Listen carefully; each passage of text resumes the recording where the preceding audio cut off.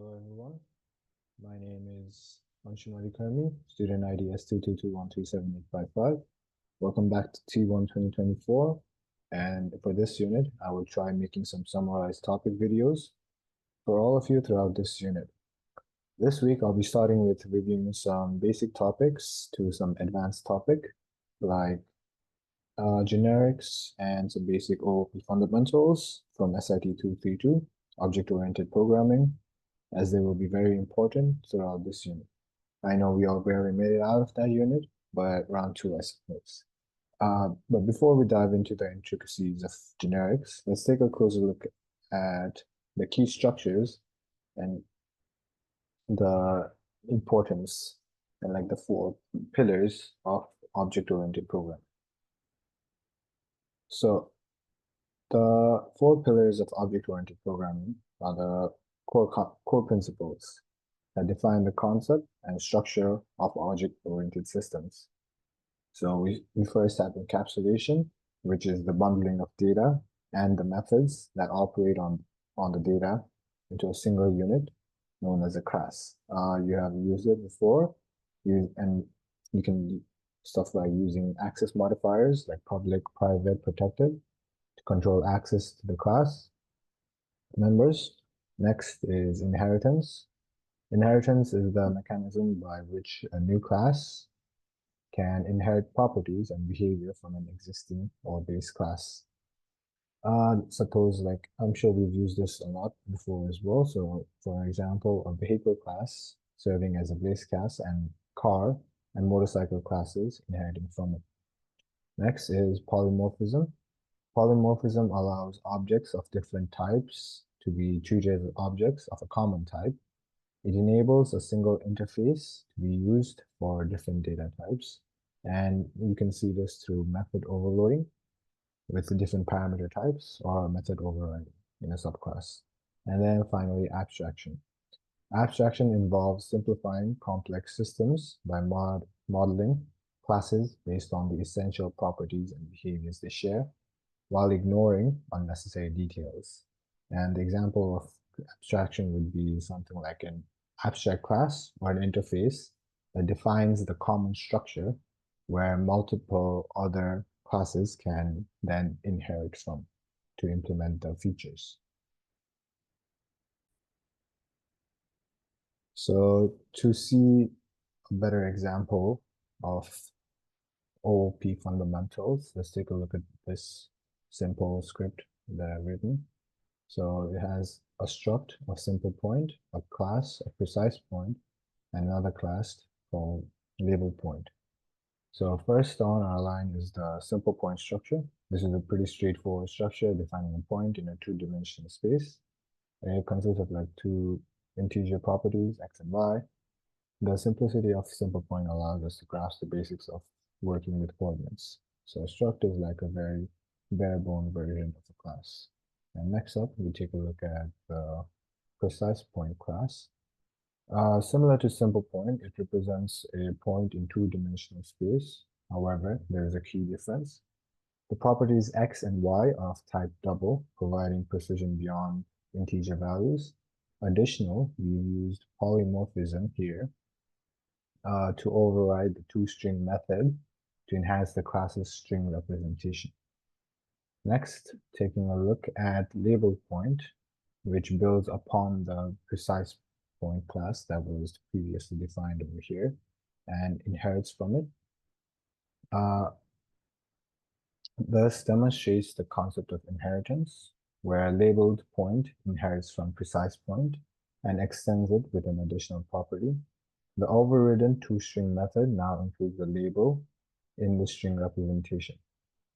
So in this way, we can see all four pillars being used, where these classes are being abstracted away and encapsulated into their own classes, and they are being inherited alongside being using polymorphism to override some of the other classes.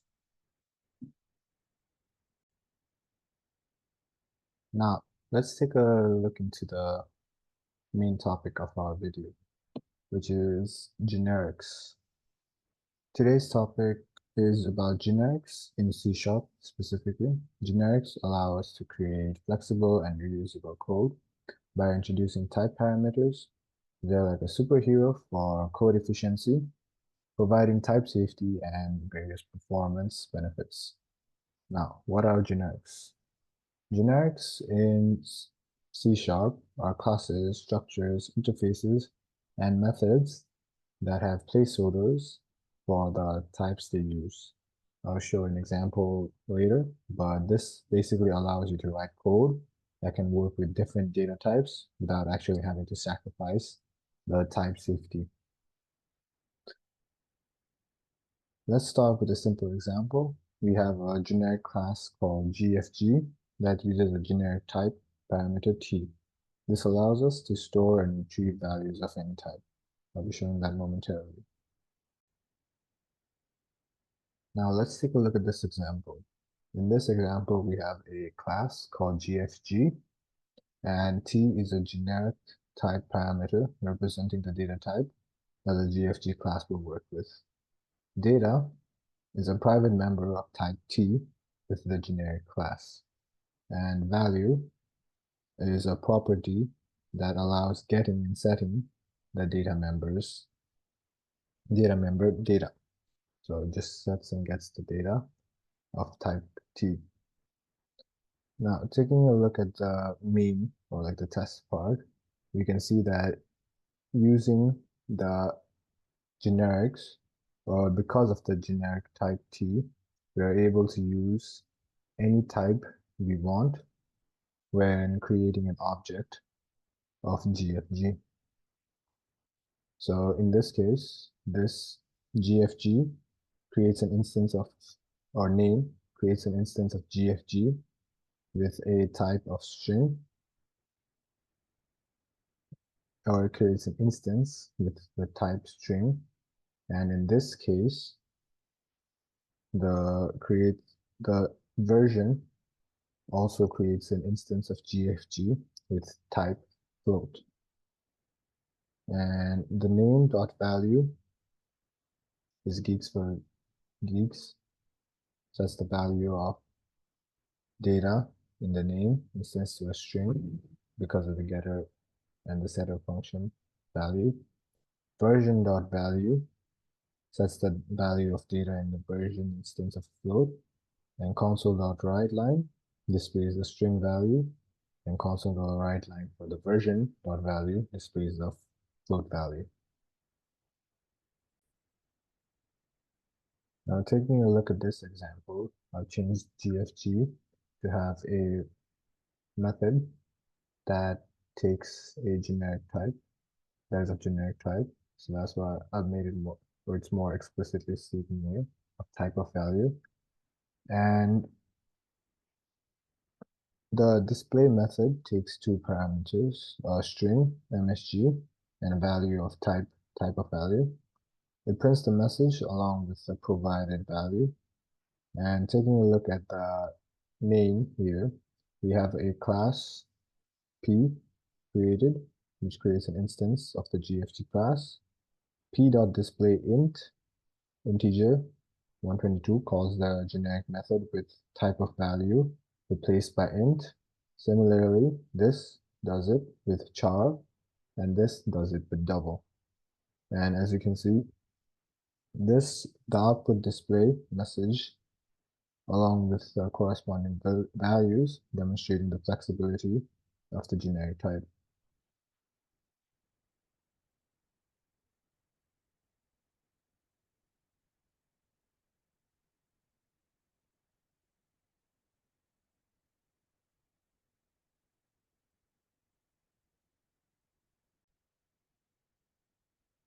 Yeah, as you can see, the output is as expected.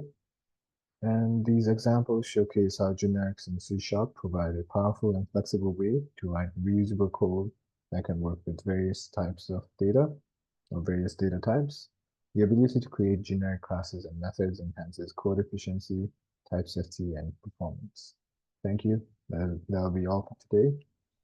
And I realize this might be a bit too late, but I'll try to get the next tutorials out every Monday or at least by Wednesday. So hope that helps. Thank you.